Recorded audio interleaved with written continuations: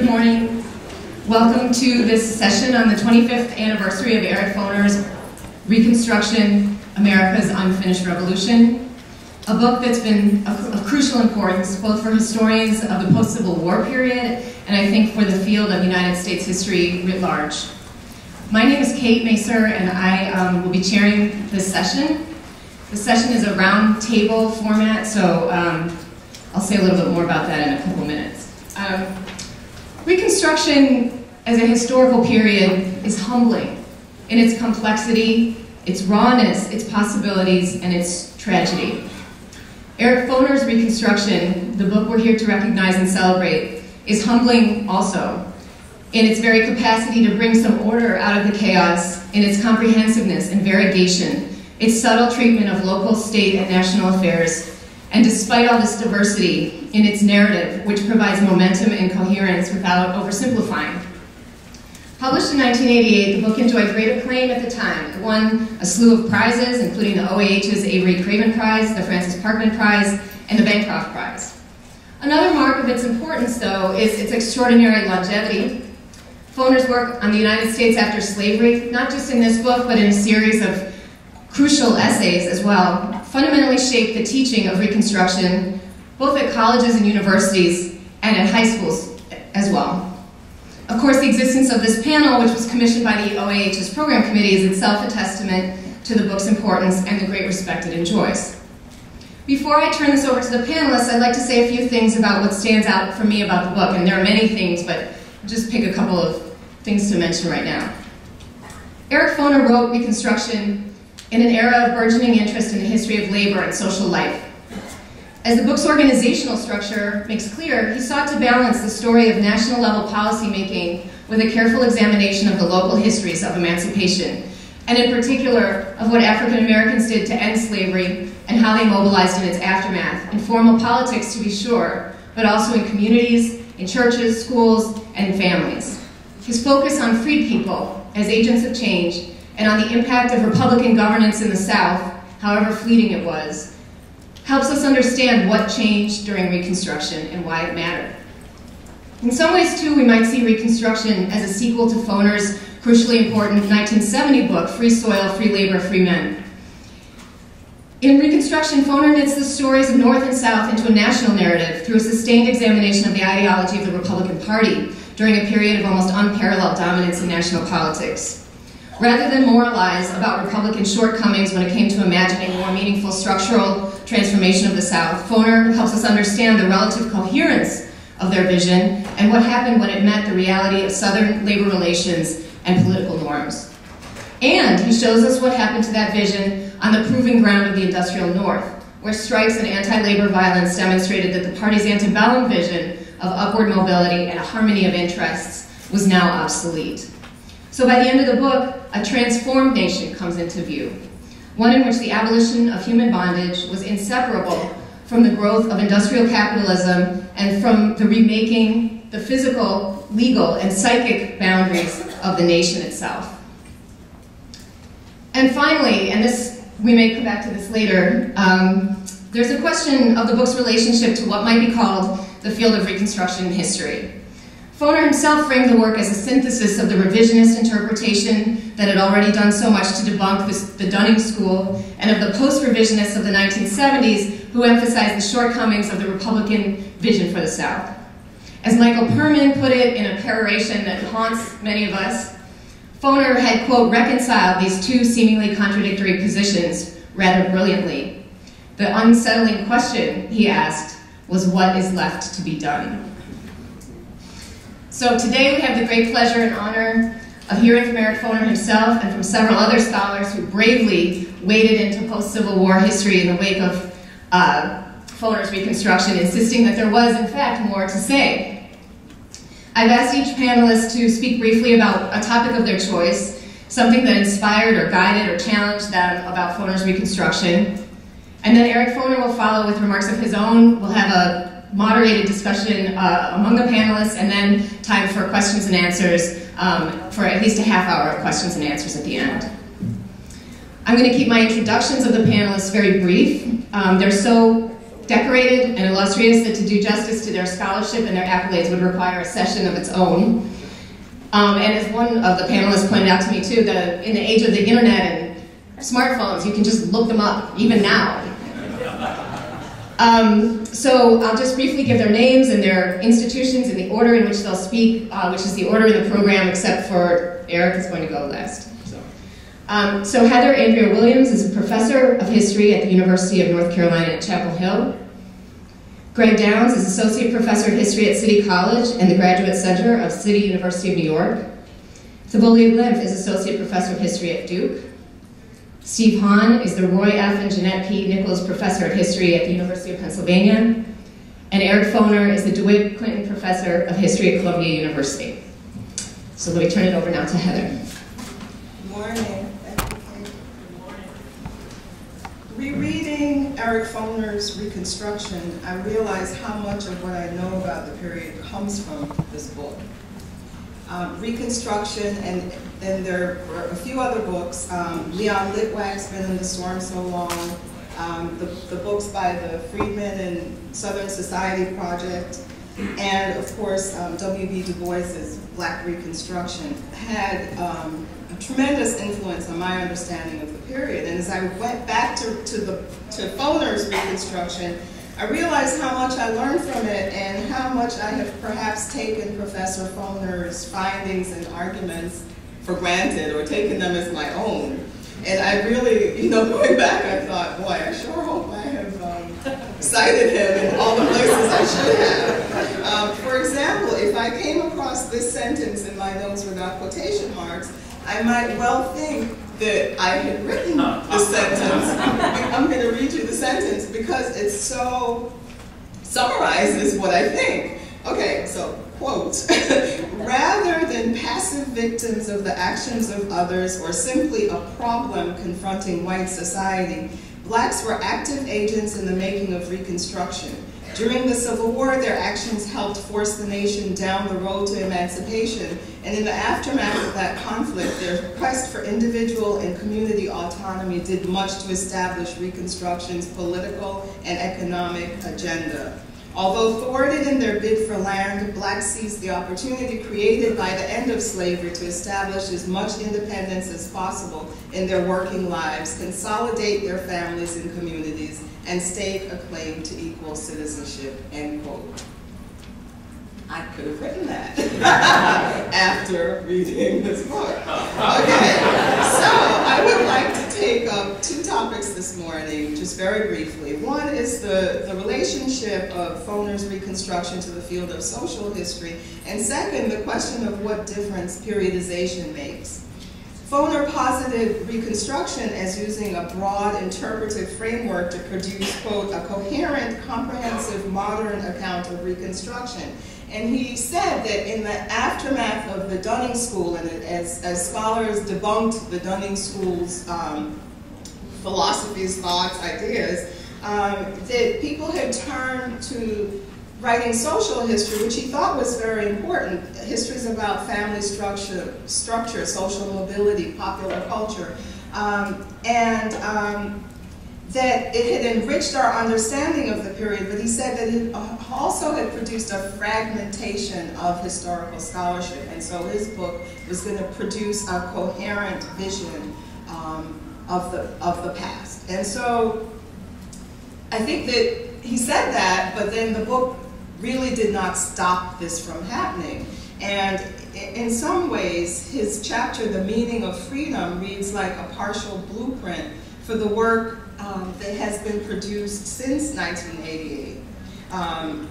His chapter briefly discussed family separation, education, two topics that I, for one, have written on, religion, labor, conflicts over whether former owners or parents would have control over children, the idea of women absenting themselves from the fields, violence.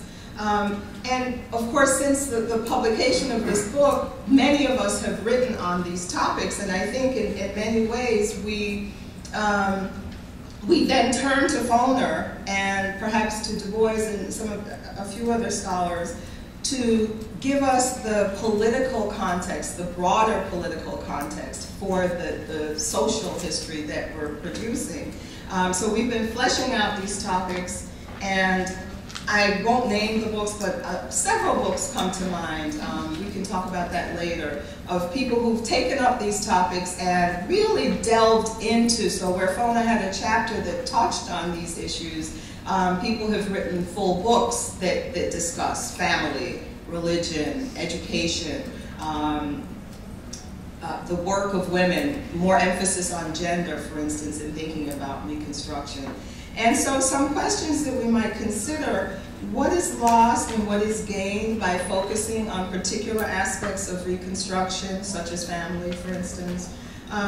Is anyone currently writing histories of Reconstruction, or slavery for that matter, that try to adopt this kind of a broad framework that would not focus in on one particular topic? And how are we doing within our smaller histories to encompass broader issues? And then, is it even possible to provide some coherent vision of all of a particular moment? Doesn't something have to give? The second thing I wanted to talk about for a minute is this question of periodization. And in doing this work, some of us have found that we need to move backwards in time, so that we may start with a problem that begins in Reconstruction, but then we find that we need to go back into the antebellum period, into slavery, to know more. So that as you get in close, you know, my first book was on education, and I started with a question about what African Americans wanted after the Civil War with regard to education. Where did that lie on the list of priorities? And I realized that when I overheard the conversations they were having during the war and after, right after, that they had been having such conversations long before freedom came. And so I needed to go back to find out who they were, what they were thinking. And others of us on the panel have done similar work in starting what could be a project that starts in Reconstruction, but starting it earlier. And Foner did something similar in his book in terms of moving the Reconstruction period back to 1863 instead of starting it at 1865. And I think what happens when you do that is that you're able to see things that you couldn't see if you started in a later period. So when he moved to 1863, he was then able to see African Americans taking steps to achieve their freedom, and to see the Emancipation Proclamation, for instance. And so this question of periodization, I'm actually very interested in knowing what Professor Foner thinks about the work that has moved back to slavery, back to the antebellum period, before getting to Reconstruction and going beyond in some instances.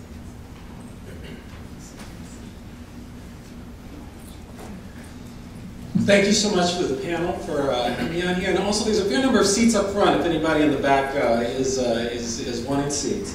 I think many of us can recognize something that both Kate and Heather pointed out, which is the way in which at times in Reconstruction you can feel like Pierre Menard in the Borges story, in which you're unconsciously and uncannily writing things that you think are yours but exist in another field. Or perhaps more narcissistically look backward and say, how did he write what I said when I was 15?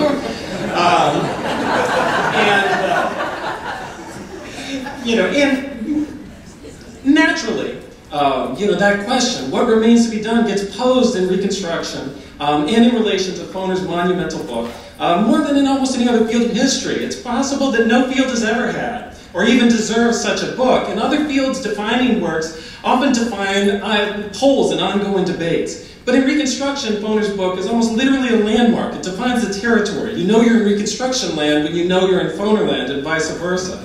And it's not so much the book people argue with as the book they associate themselves with.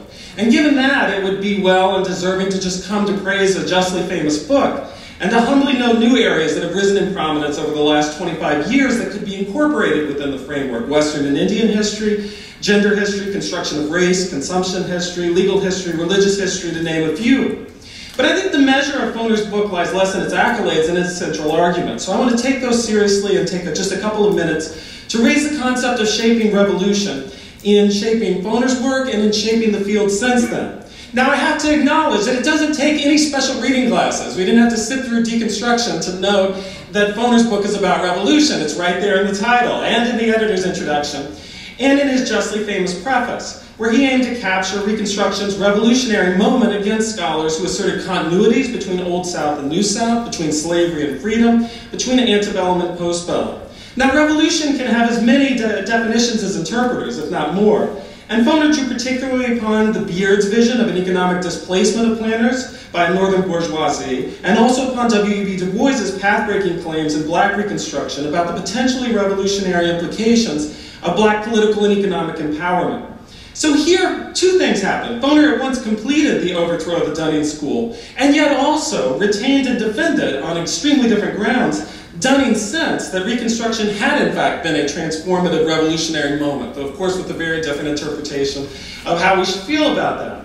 And it's intriguing to me that every major synthesis of most major syntheses of Reconstruction, from Dunning to Du Bois to Foner to Steve Hahn's Nation Under Our Feet, has emphasized its revolutionary break, while at the same time many, I haven't counted, but perhaps even a preponderance of the monographs have pursued lines of continuity.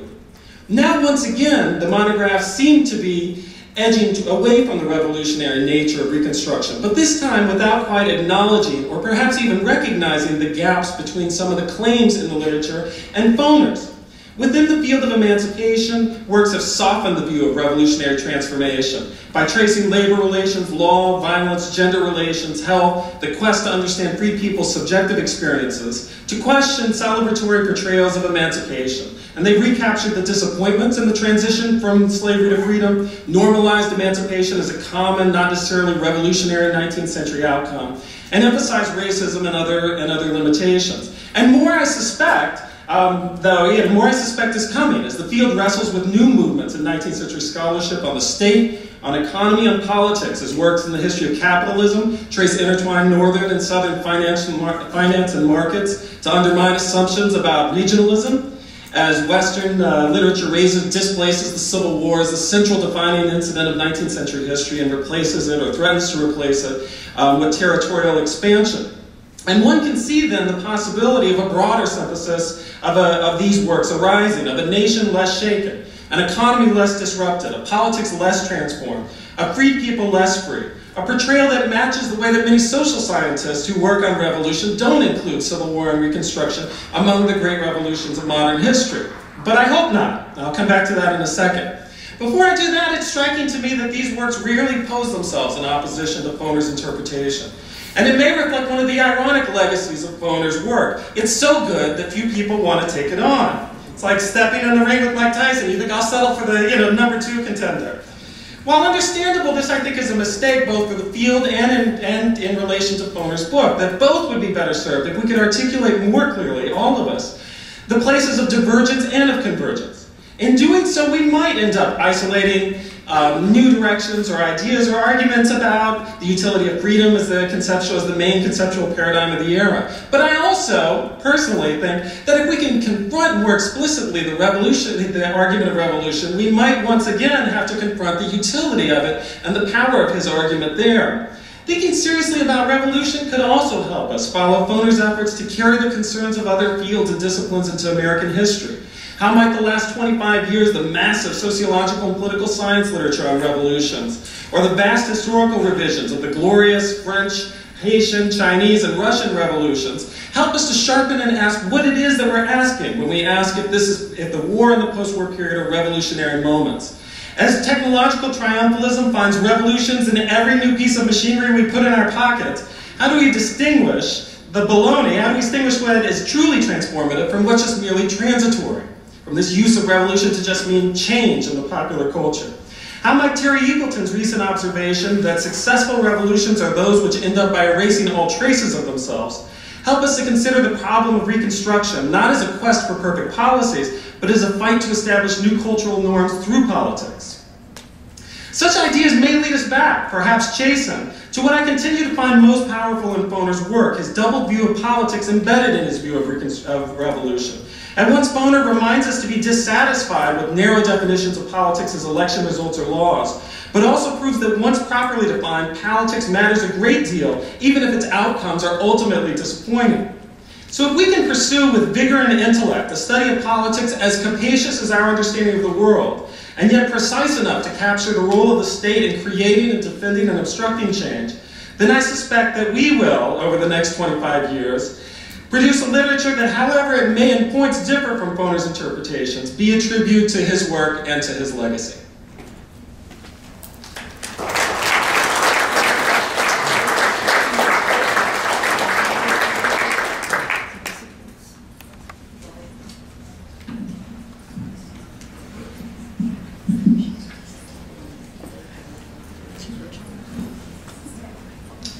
Good afternoon. Hello. In Black Reconstruction in America, published in 1935, Du Bois famously indicted the historical profession for sacrificing truth for myth in the quest to maintain a racial hierarchy in American society. Had Du Bois undertaken to revise this text before his death in 1963, he would have, at that point, had little reason to change his opinion. For just a few years before, in 1956, Kenneth Stamp had introduced his study of slavery by noting that as a result of new scholarship from the natural and social sciences about, quote, the Negro's potentialities and about the basic irrelevance of race, we are slowly discovering the roots and meaning of human behavior. Stamp noted the effect of this new work on his own work and thinking. He famously wrote, quote, assumed that the slaves were merely ordinary human beings, that innately Negroes are, after all, only white men with black skins, nothing more and nothing less. This Stamp wrote gives quite a new and different meaning to the bondage of black men. It gives their story a relevance to the men of all races, which it never seemed to have before. No wonder that Vincent Harding could write that the publication of Foner's Reconstruction constituted, quote, a gift to the nation and to the profession.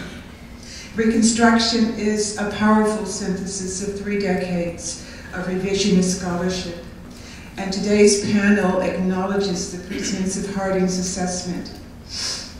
For the last 25 years, Foner's Reconstruction has been a touchstone for scholars and for a wider public audience.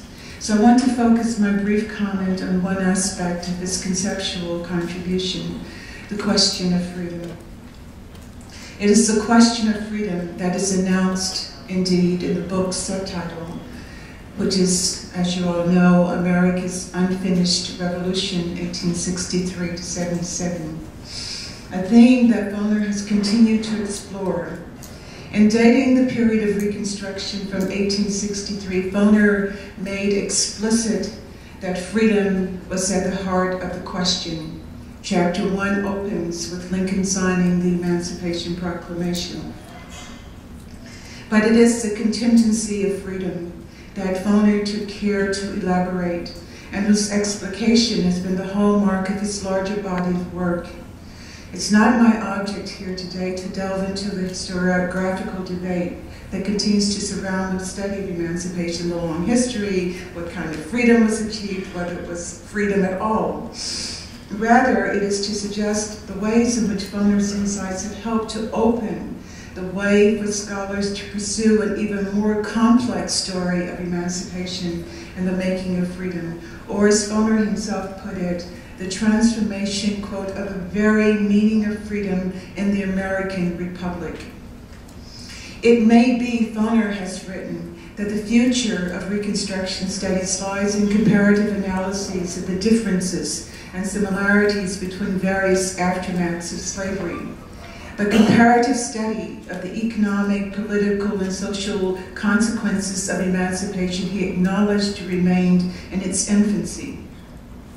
But, as was true for slavery, this kind of approach could, or at least had the potential to broaden our perspective, to introduce new questions and concepts, and to illuminate what was and was not unique in the American experience of emancipation and Reconstruction. It seems to me that it is here that Foner takes us back to Du Bois, with his insistence that the emancipation of man is the emancipation of labor, and the emancipation of labor is the freeing of the basic majority of people, of workers who are yellow, brown, and black. As Foner noted even more explicitly in Nothing But Freedom, Emancipation and Its Legacy, it is in the ongoing struggle over the definition of freedom and the control of labor that unites the experience of the American South with that of other post-emancipation societies. Some of the most exciting work recently has been on this question of what freedom means and its political and social consequences. And this work has come from a comparative perspective. This new body of work has made clear that Reconstruction was more than a problem of the American South. It has illuminated the ways in which the politics that animated the overthrow of Reconstruction in this country was replicated in other parts, in the South, was replicated in other parts of the nation and indeed in the world. Placing Black people and freedom at the center of the story has worked to make the larger struggles for freedom in America more legible, to highlight the contradictions. It is true that here, as elsewhere, and again, Foner made note of this, the adjustment to emancipation appears as a saga of persistence rather than change, stagnation rather than progress, the resiliency of an old ruling class rather than the triumph of a new order. The question of persistence and continuity and conflict versus change continues to be vigorously debated. But on this score, at least, recent scholarship has demonstrated just how contingent the very concept of freedom remained, and not just for Black people. Emancipation did raise intractable questions and problems about social organization and social relations and what would replace slavery. But it also, for people, for example, for coolies from Asia, for Asians in the Pacific Northwest, it also reflected and complicated the shifting and expanding terrain of slavery and freedom in the aftermath of emancipation. So this, what was true in the American South came to hold true in California and in the Pacific Northwest, in Hawaii and the Philippines, where white Americans employing the same or similar tactics of violence and political repression tried to make those regions also a white man's country. There were, no doubt, important differences in the dynamics at place in each of these places, but at the very heart of all of them was the belief that American freedom was due only to white men, whose job it was to protect white women. As in the South, white settlers in the Pacific Northwest painted portraits of men who were not at all men attempted to lay claim to American freedom, that is, Asians could not be, they said. And it looked similar, their comments and voices seemed similar to that of a Columbus, Georgia slaveholder in 1850, who said that slavery protected him and his wife and children from a state of horrors that awaited if the horde of Negroes could not be contained. So, contrary, it seems to me, to the existing historiography, this new scholarship is taking tremendous advantage of the openings that Foner lays out in his book, Reconstruction. And the result, I think, is some of the most fascinating and productive scholarship that we've had in a long time, and due in no small measure to the work that Foner has left to us. Thank you.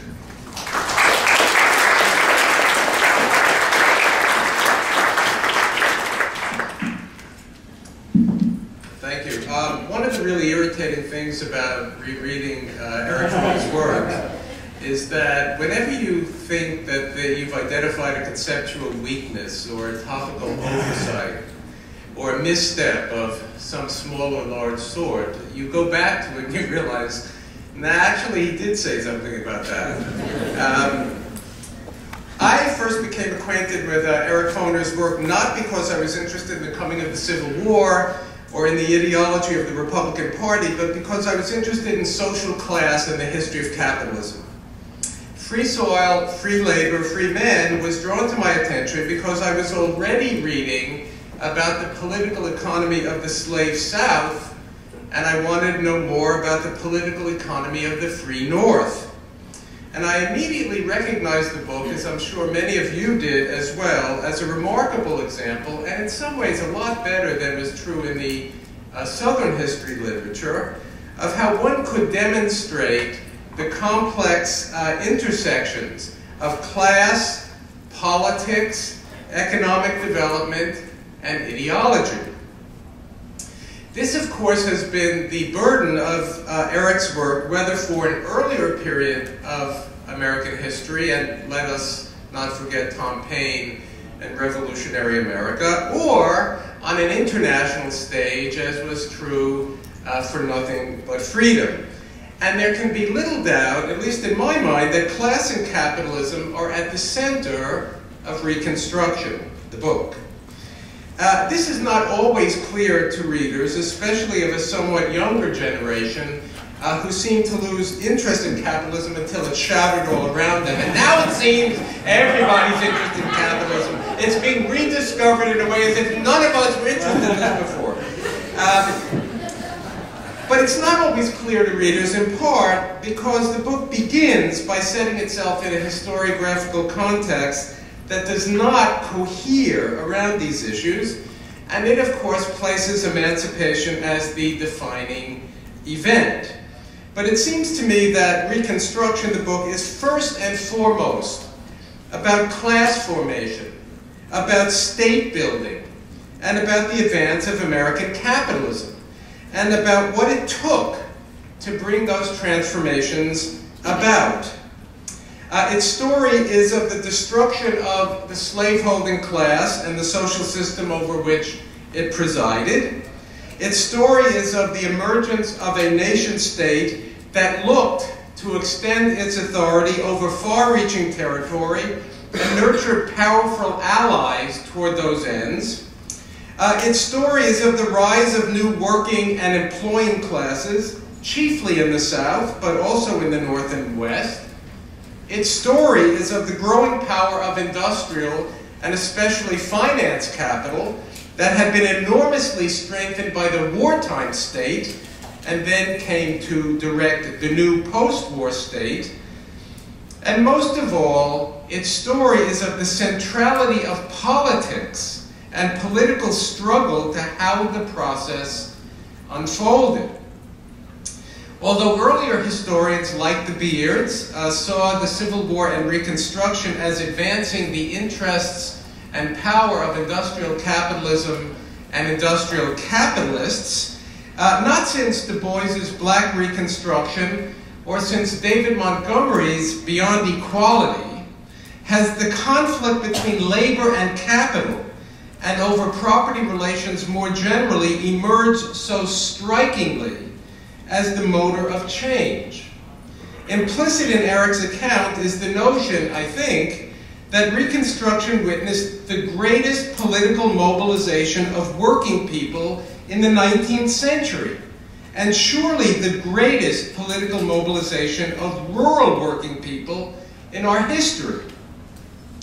To be sure, for all of Eric's insistence on looking at Reconstruction in a national frame, and for all of the book's wide-ranging grasp, there is insufficient attention to the story of the Trans-Mississippi West. But on rereading, I don't like to reread this book, and I have to because I end up teaching it so much, as I'm sure many of you do. It's also clear to me that this does not escape his notice, and there's little doubt, I think, that the greater inclusion of the West would simultaneously strengthen the overall arguments about capitalism and suggest the rather distinctive ways that capitalism and class developed in the United States during the last 4 decades of the 19th century. Now, I confess to feeling more than a little confusion these days over what Reconstruction, I don't mean the book, I mean the period, really is. How it is framed, what it encompasses chronologically as well as topically, and how to think about it internationally as well as nationally. And I think that Thavolia pointed to some of these issues. Eric's book pretty well demolished the idea that Reconstruction began when the Civil War ended, which many of us used to think, and was simply about putting the Union back together. Slavery, emancipation, and the transition to free labor society were at the center and needed to be seen in relation to other emancipations in the broad Atlantic world.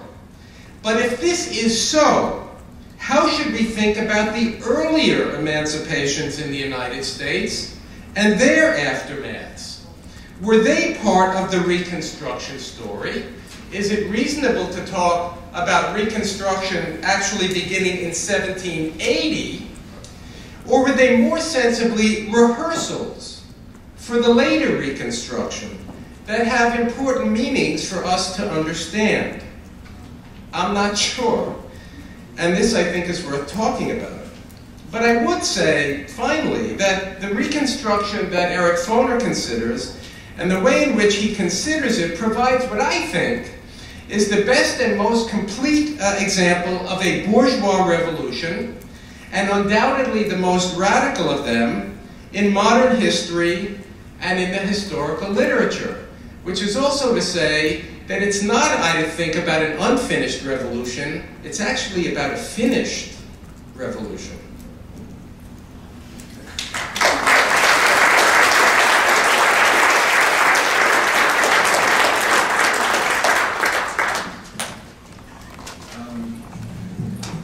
Well, I want to thank Kate Masur for organizing this session and the panelists for their really, really stimulating comments. To have a group of such, excellent scholars talk about your work is really a dream come true for any scholar, and it's really a great honor to be here and hear them.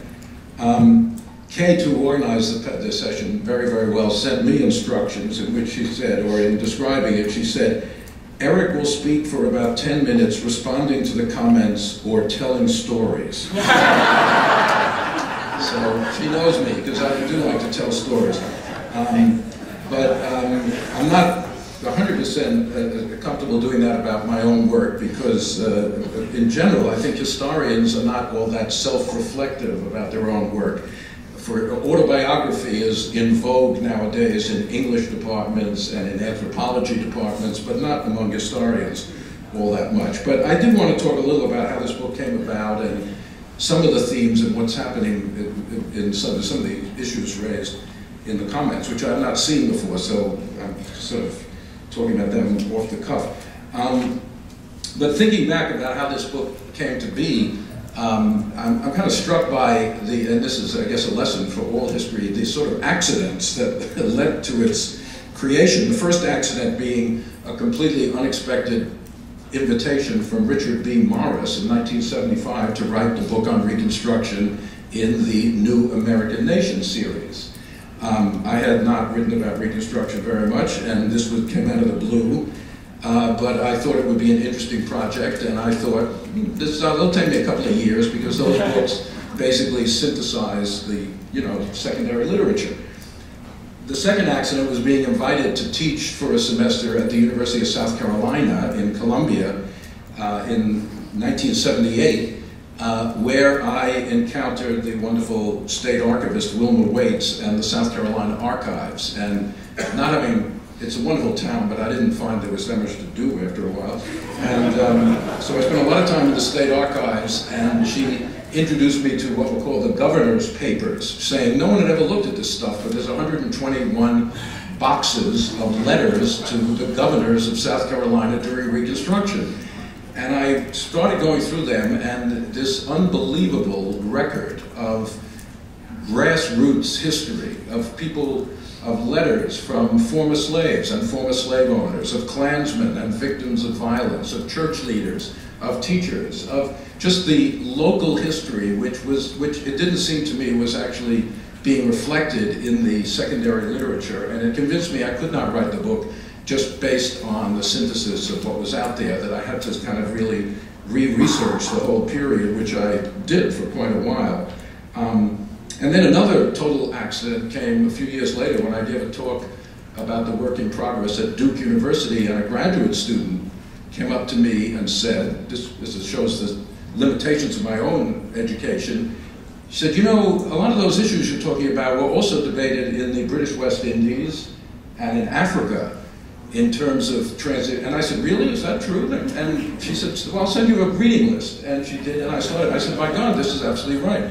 And that got me into this question of comparative emancipations, and which really opened up these questions of labor and property rights, because they were debated everywhere. This was not just a unique American experience, although the way those questions have worked out, of course, depends on the specifics of the national context. Of course, as we've heard today, again, the shadow of W.B. Du Bois's Black Reconstruction in America hangs over, or should hang over, all writing on Reconstruction, and on the insight that shapes my book, i.e. that the freed people were the central actors in the story of Reconstruction, and the importance, which Du Bois emphasized, of seeing Reconstruction as a pivotal moment, not just in Southern history or in African American history, but in the history of democracy and the history of freedom, as we heard, not even just in the United States, but in the entire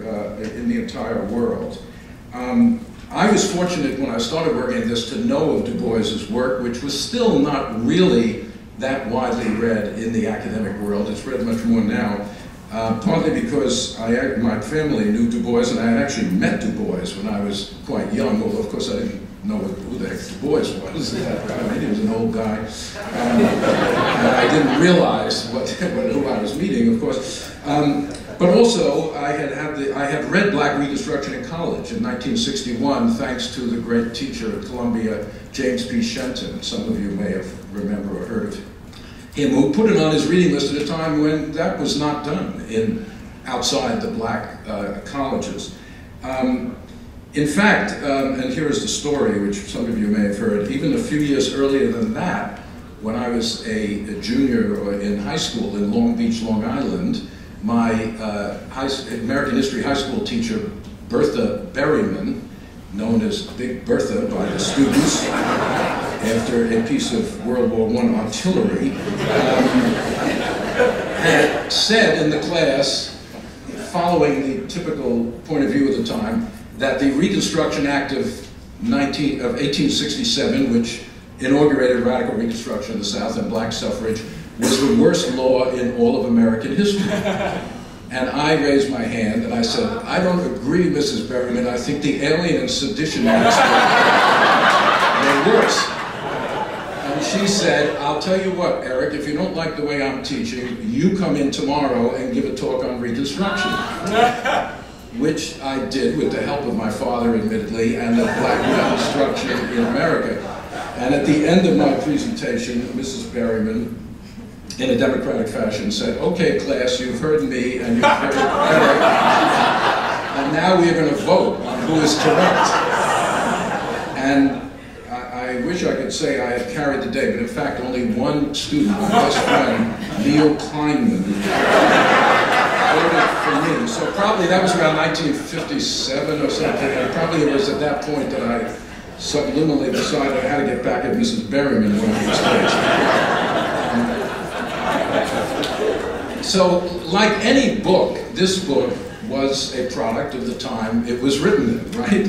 We know that, of course, and of a particular moment. And it appeared, and you've heard a little about this today, it appeared at the end of an incredibly creative 20 or 30 year period of scholarship on emancipation and Reconstruction. By the time my book appeared, the traditional Dunning view had been considered, laid to rest really by many, many monographs, and the building blocks of a new point of view were being created, partly in the Freedmen and Southern Society project, which was well underway, and partly in wonderful works and that were coming out almost every year. As I was working on, I mean, it's a wonderful thing for a scholar to have all these other people working on the same thing. Books on the origins of sharecropping, books on black political leadership, books on the American state.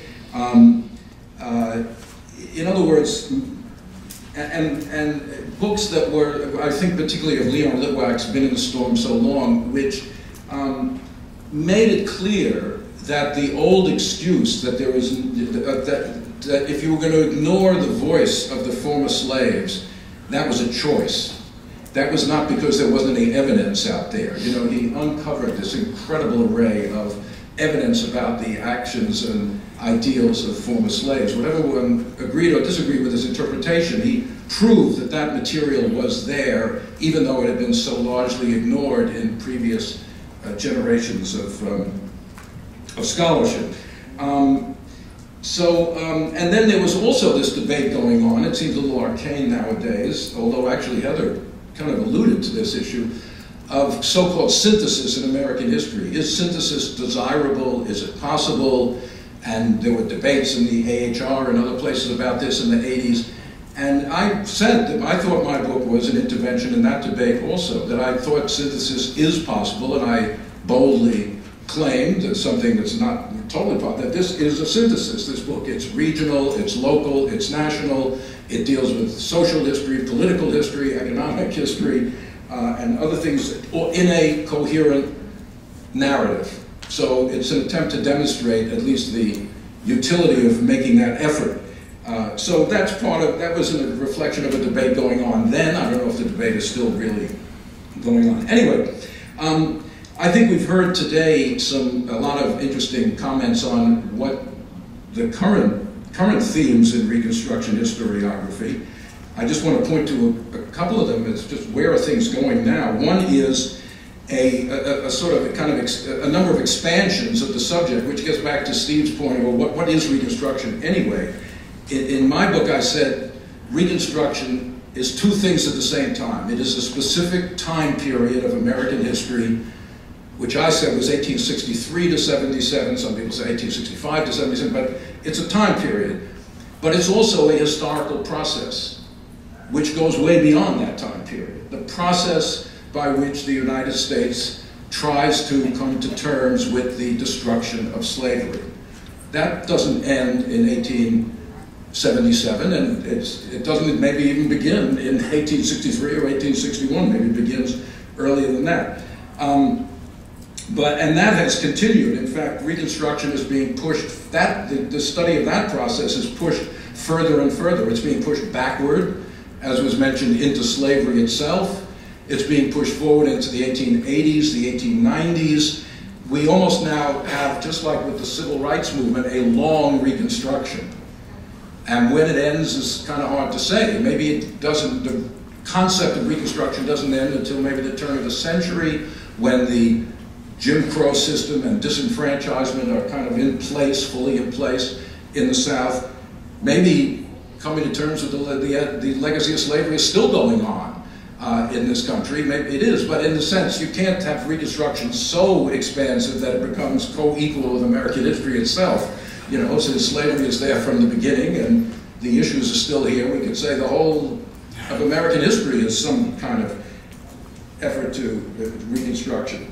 And of course the expansion of the geographical framework, as has been said, a lot more work since my book came out done on the West, and its role in the Reconstruction era, on women and gender, and how emancipation, you know, is experienced differently by men and women, and you know, what that tells us about the period. You know, all those works are extremely valuable. And then this whole question of freedom, of course, and I think Greg is quite right that I think nowadays, even though most of these books are not posed directly as a challenge to my work, maybe they should be, that there's a kind of a disillusionment with freedom. Current work emphasizes the limits of freedom, the failure of freedom. A few years ago, the Gilda Lehrman Institute over at Yale had a conference called Beyond Freedom. Freedom is not enough. Steve Kandrowitz published a book recently, More Than Freedom. In other words, freedom is maybe under a critique for being the right concept here. Well, what should it be? Should it be equality, fraternity, something else than just freedom? And one could imagine writing about Reconstruction displacing freedom and putting some other category in its place. But anyway, I think, you know, I just want to finish by saying that Reconstruction writing is, in a sense, I think is more overtly political in a broad sense than writing on many other periods of American history, although we all know that political questions always affect the writing of history. But somehow we know that the Dunning School was part of the edifice of the Jim Crow South. It was part of real life, not just a historical point of view. It was a justification for it was an intellectual justification for the disenfranchisement of African Americans and the deep resistance to change in the South for the first 50, 60 years of the 20th century. And Reconstruction issues are as current as today's newspaper, whether it's questions of citizenship, who should be a citizen, affirmative action, the relationship of political democracy and economic democracy, race relations, federal-state relations, terrorism. All those are Reconstruction issues. And how we think about them may affect how we think about what's going on in our society today. They're political issues, but they're also moral issues, to me anyway. And I think writing on Reconstruction history is always morally inflected in a way that maybe writing about a lot of other periods of American history isn't quite the same way. It forces historians to think about where they stand on key issues of the society today, not just in the 19th century. And I really do think, regardless of the particular interpretation, that what we think about Reconstruction really does matter.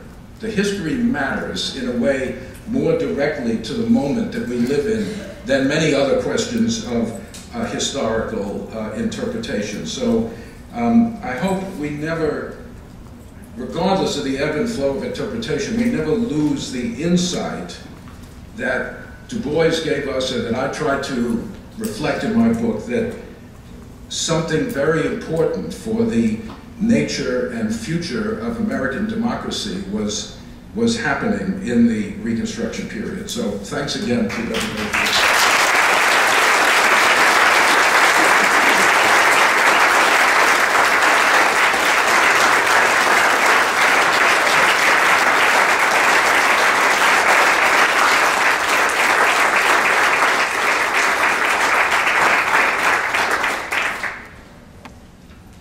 Thank you so much to the panelists, to Eric Foner for such terrific comments. And because of time and because it's really important to all of us to be able to have a conversation, I know, so many people here have, you write, you teach, you care about this period. And so I'd just like to forego the moderated discussion with the panelists and just right away turn it over to Q&A.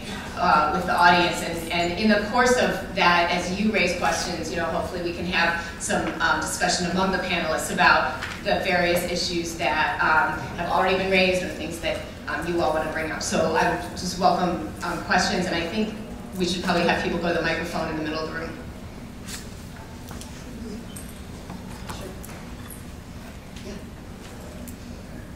Martha Hodes from New York University. Thank you for a wonderful panel. I've read and taught the book many times. In a way, my question or comments are a continuation of Eric's responses. The guiding phrase for me in the book has been your phrase, Eric, stunning experiment. And nobody mentioned that, but obviously it's central to what everybody was talking about. I agree with that. On the other hand, the more I read about the post-Reconstruction era, the more skeptical I find myself of the optimism that in some ways is implied in those words. And that came out a little bit in what you were talking about the long Reconstruction and about the legacy of slavery. So I guess I would love to hear you and maybe other panelists reflect on how we can think about Reconstruction in a way that's not necessarily so uplifting, especially, Steve, if you want to talk about labor, the violence of labor in the post-Reconstruction era. And maybe I misheard you when you were talking about a finished revolution. Maybe you could say a little bit more about that. So I'd just love to hear some reflections. I find myself, when I teach this period, relating to my students such incredible pessimism and such incredible horror in the history of the US, even though I am teaching this book and I am invoking this phrase of a stunning experiment. I mean, I think that's a great question, Martha, and I think anybody who teaches or writes about that period has to kind of face that in a way. You know, I think it's tempting, and people do it, to say Reconstruction was just a failure and that's about it, you know, and to find it a story of pessimism. You know, it's not, that's why I don't think we're going to see a movie about Reconstruction. It's not really good, you know, linking it to people. It doesn't have a happy ending, you know. You know, but to me, maybe I'm a kind of romantic from the 60s, but I find it very inspiring, actually, the struggle itself, the effort itself, that, and as Steve, I think, said, you know, the fact that you did have this incredible effort of very ordinary people in very difficult circumstances attempting to really breathe substantive meaning into the freedom they had acquired. In the end, of course, it doesn't succeed, although I'm not one of those to say nothing was accomplished at all. You know, revolutions do not wipe out everything. I think there's a problem, this is a slight, with, you know, Greg pointed out, there's a slight problem with the current, I think, more pessimistic view in that it tends to posit a utopian alternative which never happens, which is the complete destruction of everything. And then if that doesn't happen, there's nothing changes, you know. No revolution ever abolished everything that came before it. I don't care if it's the French Revolution, the Russian Revolution, whatever. So I think we have to think about, you know, what was it? Now, I'm not saying, it's very tempting, and this is how Kenneth Stamp ended his great era of Reconstruction, with saying, well, they gave us the 14th Amendment, which plants the seeds of future struggle. Yes, that is true. And of course, 100 years later, the civil rights revolution goes back to the legal and political principles. But I'm skeptical of what Robin Blackburn called this, what was it? There's a phrase, now I can't remember what it is. But, you know, this sort of latent virtue, right? Like it's the American Revolution. Well, the Founding Fathers didn't really do anything about slavery, but they put forward ideas which later inspired. So we can let them off the hook. No, that is not true. That's not why slavery was abolished, because the Founding Fathers put forward some ideals, you know. So I don't think we can say, well, yes, the Civil Rights Movement happened because Reconstruction put these things into the Constitution and laws, although there is a connection there, but that avoids a lot of history that came in the middle. So I don't know. I mean, to me, the story is just the struggle itself. And even though I would not claim that it was a very successful struggle, I'm not one of those who thinks. There was an article recently by Adam Fairclough, the British scholar, in the Journal of the Historical Society, which to me went back to the Dunning School, said black suffrage was a mistake. It should not have been implemented. Why? Because it annoyed all the white people, and therefore they adopted all these conservative things, you know, which I think historically is absurd, since before black suffrage and under presidential Reconstruction you had a lot of oppressive things going on. But it's typical of the moment when you have all these efforts to restrict voting that people are now going back to say. But anyway, so I don't think we should go that far, but you know, I would actually welcome, I'm going to stop on this, I would welcome anybody else who writes about teachers' Reconstruction to respond to this once I raise some of these issues. You know, revolutions have changing moments, and what was seen moments of optimism then quickly become pessimism, and optimism for one side ends up being terror for another. I think one of the things that's so remarkable about looking at the history of Reconstruction is how different the outcome could have been at many different points, as was true with the Civil War itself. It's not entirely clear the Civil War could have ended earlier, it could have ended in an armistice. Reconstruction, look, if Congress had readmitted the delegates who were elected under presidential Reconstruction, End of story. I mean, so, you know, there are all of these incredible moments, and, you know, what many of us may regard as extraordinary moments and moments for optimism, were not necessarily shared. And what I was suggesting in terms of, you know, sort of a finished revolution is to try to bound this chronologically and look at who, you know, the conflict of different aspirations and who ends up on top. Which I think there is an end to this. Not that history ends. History is an ongoing thing, and what people fight for and don't get at one point, they end up, as it's famously been said, fight for under a different flag later. The only thing I would add too, and this gets to a point that Eric raised and that Martha also alluded to, or Eric alluded to with the Adam Faircloth example. We are now starting the sesquicentennial of Reconstruction. May not have known that, but certainly based on the Eric Foner chronology of Reconstruction we are. And I've always felt that, I don't know if there's any period in American history where the distance between popular understandings and senses of the period and scholarly interpretations and work are as wide as they are. And for those who think that the Dunning School interpretation is dead and buried, I'm telling you it is not. And this sense that has apparently been articulated, and we will hear it more, is that Reconstruction was an enormous mistake because of the overextension of the power and policies of the federal government, that people got rights who had not earned them or they were not merited. I think Reconstruction is looked at as a sort of an aberration in American history because of many illegitimacies that seem to be associated with it, not to mention the violence and the political violence that seems to have attended this process. Now, I think it's an opportunity to recognize how violent American political history was in general, and also about how revolutions open up possibilities that also have backlashes. But I do think that we're living in a political world where a lot of the things we most value about Reconstruction are actually being threatened. And I don't think there's any, you know, I think there is an association between the depictions of the illegitimacy of black political activity during Reconstruction that you can see in many representations of the time, not to mention later on representations like Birth of a Nation, and the questions about Barack Obama's legitimacy to be President of the United States.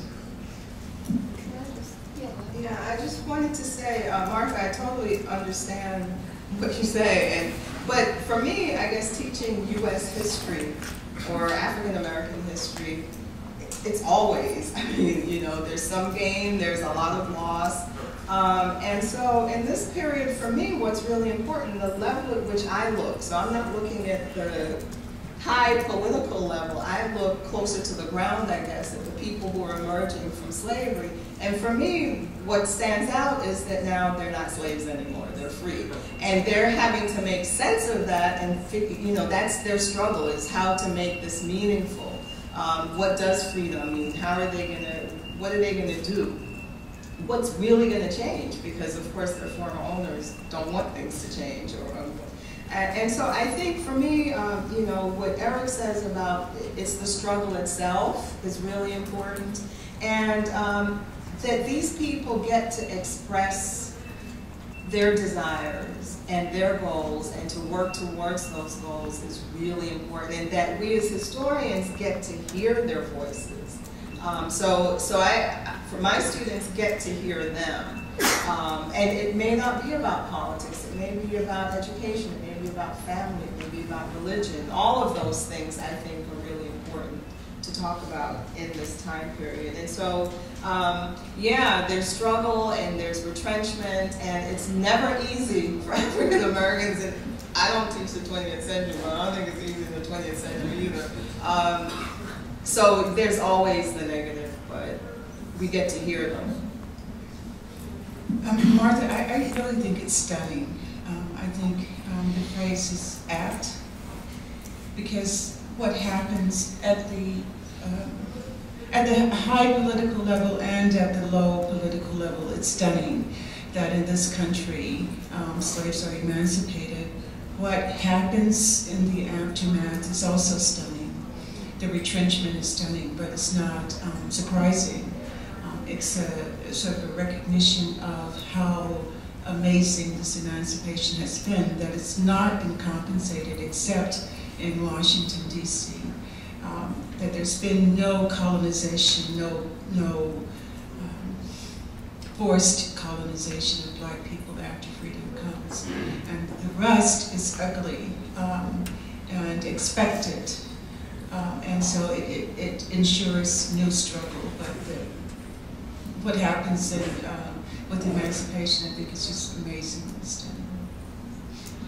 I would just quickly add, I think that raises, I mean, it's sort of somewhere between a philosophical and a narrative problem, question that all of us face in the field, which is that to the degree, how do we reconcile where it's going, right? No matter how much we capture the transformative, revolutionary possibilities, we know, we know what the story of, whether it's the 70s or the 80s or the 90s or the turn of the century, however long you want to play out, we know where it's going, and the sense of that weight of how depressing that is pulls down against the optimism that we might capture in the earlier periods. And I think there's an inevitable but worth being self-conscious allure of finding the flaws early on that create the problems later, of writing a narrative of failure, of internal contradictions that lead to failure, rather than writing a narrative of overthrown, of a Reconstruction that's overthrown or defeated by its enemies.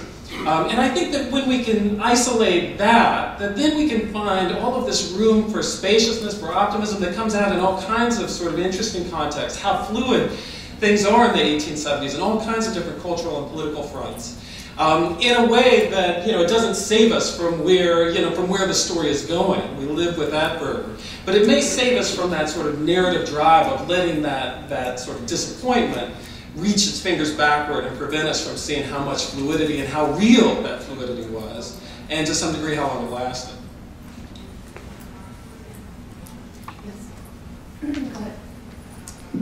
Hi, my name is Bill Barnes. I'm a political scientist and lawyer and former civil rights worker a long time ago.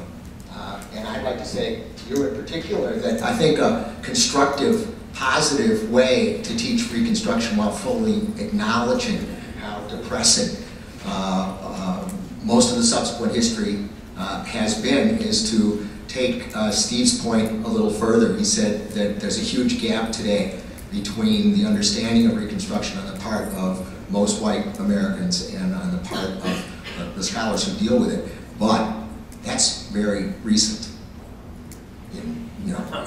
For people of our age, that seems very recent. That wasn't true at all when I was in high school, even when I was in college. The Dunning view was the view that was taught in American history courses, that was predominant, certainly in the social sciences and in the professions.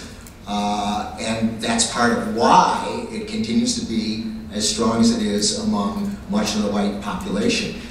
And what Reconstruction proves, and what we should be using it to prove, and what our colleagues should be forced to acknowledge, should have been forced to acknowledge long ago, is that Reconstruction proves the complete falsehood of the white understanding of black human nature, that it was the controlling force in slavery, and that continues to be at large. Not only that, it disproves the larger understanding, which has been common in the social sciences until relatively recently, of the human nature of all unskilled peasantries and lower class workers, that they're incapable of self-organization, that they're incapable of citizenship, so on and so forth.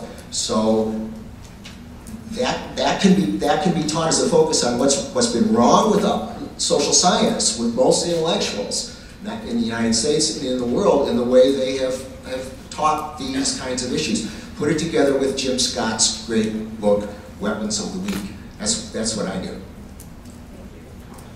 Let me just say one thing. It's a good point. I mean, I think somehow we always go back to Du Bois. Du Bois called, yes, your cousin, Du Bois famously called Reconstruction a splendid failure. And I see some of our great graduate students here, and they know I often ask this on oral exams, what does it mean by that? And the answer is, what is splendid about it? It was splendid, he said, because it failed, but not for the reason that people expected it to fail. It was expected to fail because of the incapacity of these former slaves. That's not why it failed, because black people were just incapable of taking part in democracy, etc., etc. It failed for many other reasons we can describe. So I think it is that's a good point. But the other point, which is of course true, and I see this all the time, I am sorry to say that my book has not convinced the entire American population of my view of Reconstruction or destroyed the Dunning School out there. The other notion, which is so pernicious, is that Reconstruction represented punishment to the South. That is, and this is relevant. Giving rights to African Americans is a punishment to white people. And if you accept that fact, I mean that notion, then you can translate that way up into the very present day, and it does relate to whether President Obama is legitimately the president, et cetera, et cetera. So, all right, anyway, go on. I'm the other Du Bois. There's a space between his U and B and no space between my U and B. Ellen Du Bois, UCLA. I actually have problems with Reconstruction from the other side, which I would call a kind of pseudo-left argument that everybody from my mother to my students repeats, which is, there's still race, Reconstruction did not destroy racism.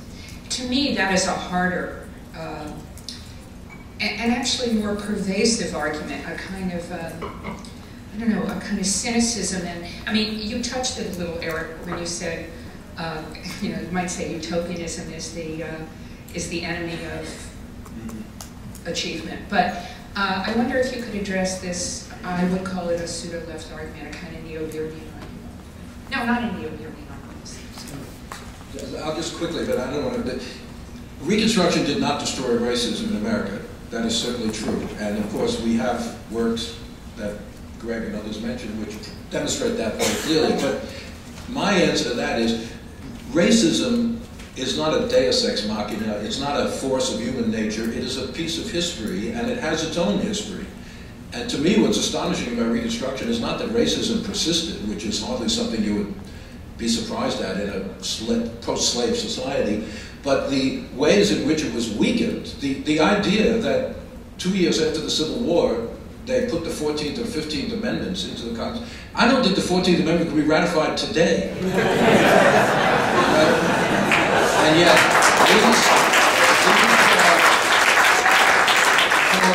for many reasons, some of them partisan politics, some of them all sorts of economics, some of them moral sentiment, the laws of this country were rewritten in an attempt to eliminate race as a category for citizenship, for rights, to eliminate the hierarchy that had existed between whites and others in terms of the rights they enjoyed. I think that's a remarkable thing. And so that one has to see racism as something that has a history and goes up and down, and is not the only motivation of people in a very, radical moment. So I don't think that's much of an argument that Reconstruction didn't destroy racism and therefore nothing happened, so to speak.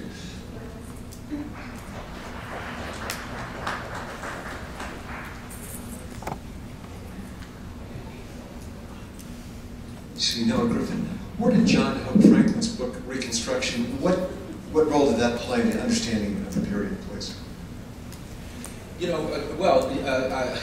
Thanks for mentioning that, because a new edition of that book, which originally came out in '61, was just published by Chicago Press, to which I wrote a little preface, and Michael Fitzgerald, a great scholar of Reconstruction, wrote a conclusion. Franklin's book was one of those that was trying to create, in the very early '61, very short book, it's less than 200 pages, but it tried to create a different narrative of Reconstruction than the Dunning narrative. Of course, he had written a great, great article, which is not widely known, in the Journal of Negro Education back in '48, in which he totally demolished E. Merton Coulter's The South During Reconstruction, which was sort of the last great statement of the Dunning School.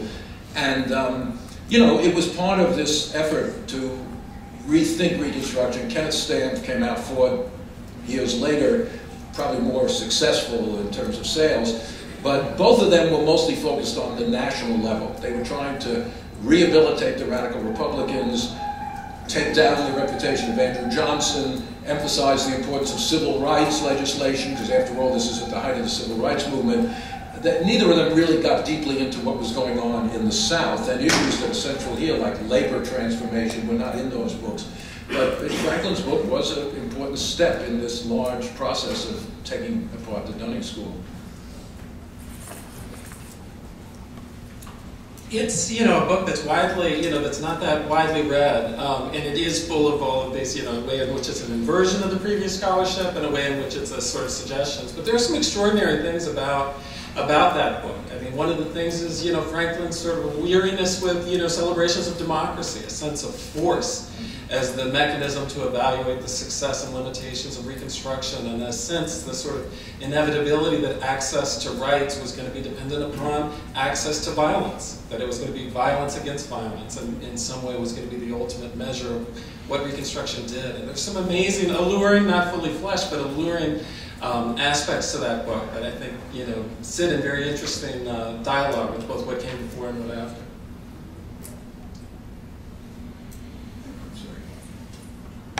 Since nobody's standing up, I'll just ask a question that was on my list of questions. So a couple of people have touched on the question of what is Reconstruction? What do we mean when we say Reconstruction? Is it, you know, the overlap between the notion that it's a time period, it's just a particular period in American history, however you define it, maybe 1863 to 1877 or something a little bit bigger, something a little bit smaller, or the radical sort of redefinition starting in 1789 or going all the way to the present. Anyway, so it's a period or it's a process, like, which is kind of a compelling definition. It is, there's emancipation, but Reconstruction in some sense is a process of reconstructing the nation that involves bringing, this is a narrower definition, of bringing the states of the former Confederacy back into the Union, and how that happened, which is itself an incredible story that encompasses some of the really dramatic transformations in a policy level, like black men's enfranchisement.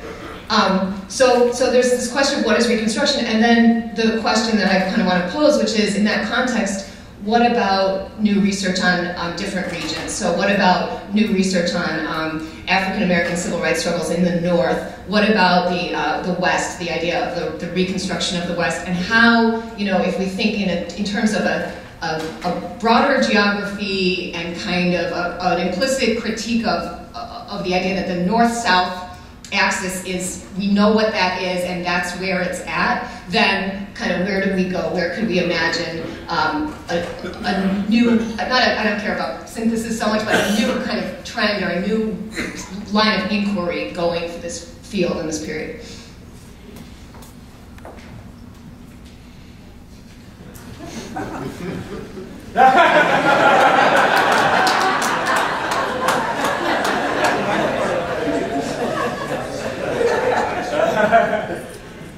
People are worried. Well, listen to her, and then I'll find that person over there. Catherine Cahill, University of New Mexico, so from the West. Reconstruction book was very important in my graduate training at the University of Chicago, but I took it and applied it to the West, and I think several of you have alluded to, oh yeah, people are starting to include the West, but you haven't really talked about how, and I think it's because it troubles a more positive narrative about Reconstruction and the expansion of rights and the changes to the Constitution, in part because you have to acknowledge then the conquest of Native nations, and the way in which many of the reformers, people like Fisk and some of the people who were involved in Black education movements, tried to apply that to Native nations, but it required the destruction or efforts to the end of sovereignty. So applying it to the West, I think troubles us in a lot of ways. So perhaps you can. Yeah, I mean, I meant in my comment to really say that this new work does trouble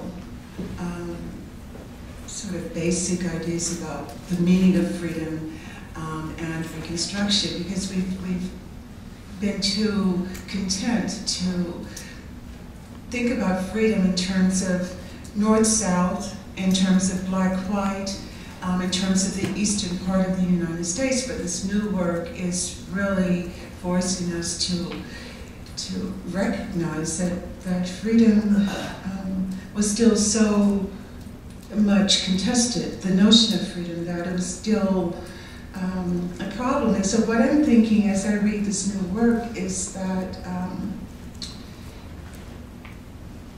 it really speaks to, or really says, that freedom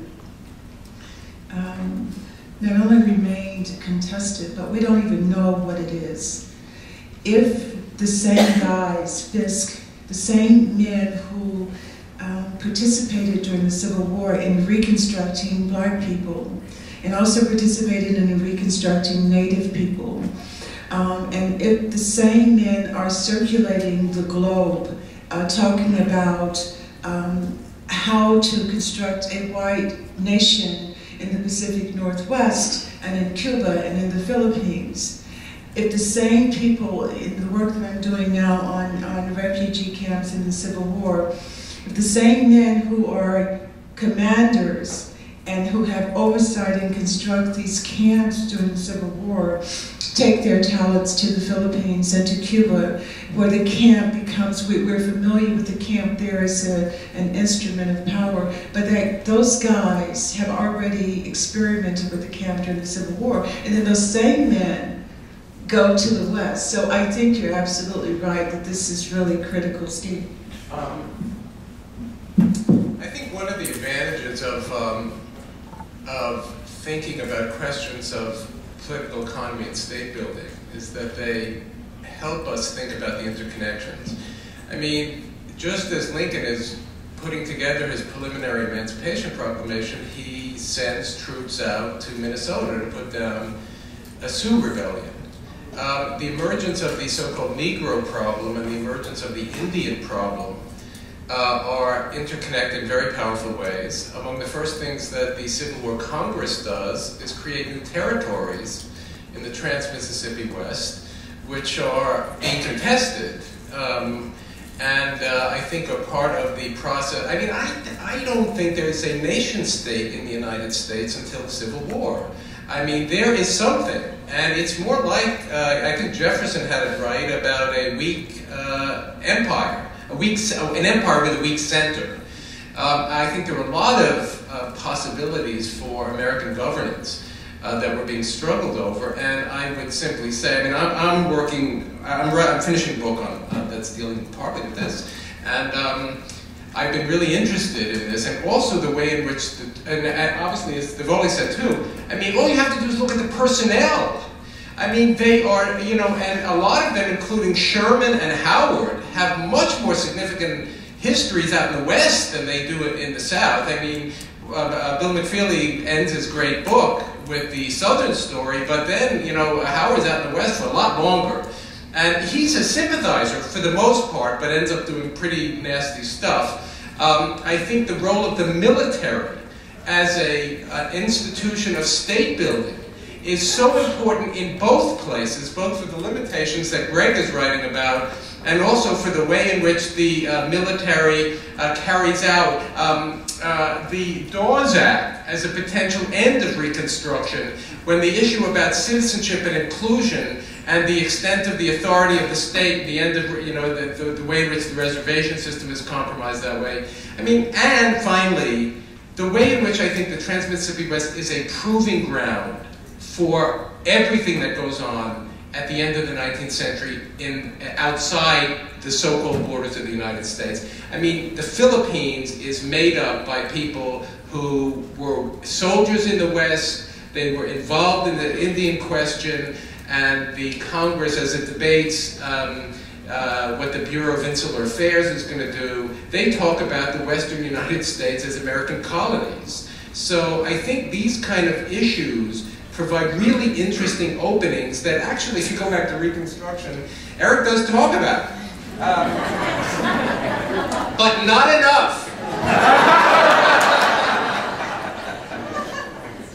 I think it's just also worth mentioning the challenge that, I think confronts, all of us who were trained, especially on the southern side, that came, most clearly probably from Eliot West, which now is playing out across, all different, different valences across Western history, which is the notion of a greater reconstruction in which the testing of federal sovereignty over its lands is somehow that we've got to think about these things as equal. The question that goes behind it is what we get metaphorically by applying Reconstruction to all these things, and I'm guilty of it because it carries an innate weight that we want to use in other areas, versus to what degree might we be served by thinking about isolating terms that help us to capture when we're talking about processes that really emerge out of emancipation, when we're talking about processes that are really about the particular construction of a federal state and its sovereignty.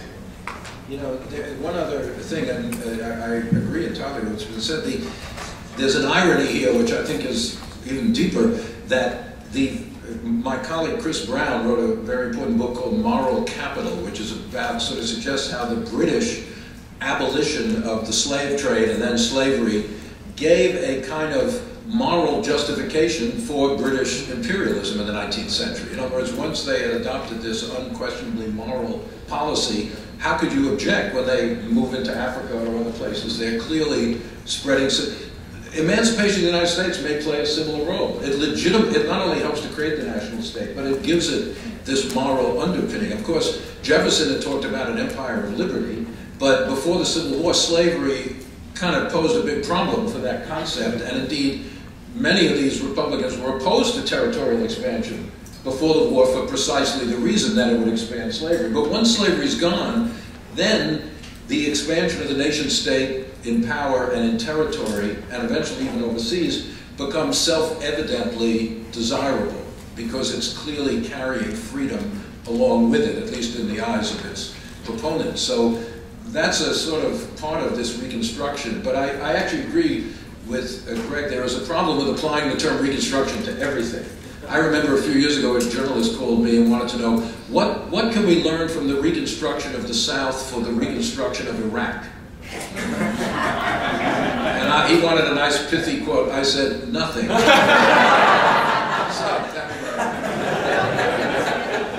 Okay, we are almost out of time, so we'll take one last question. Hi, Josh Brown, Graduate Center, City University. I'm curious about Eric and the panelists' thoughts about the impact of Reconstruction on the book, on cultural history in the last 25 years. It strikes me as an overgeneralization that talking about declension, that with the sort of the marginalization of African American culture in the studies, it's all about racism, racism, racism.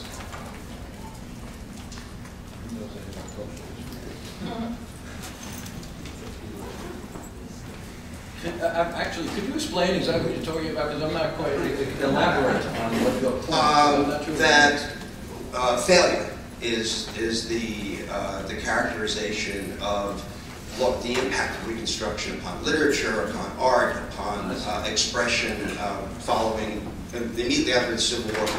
Basically, there's Reconstruction and there's Jim Crow, and there's nothing in between.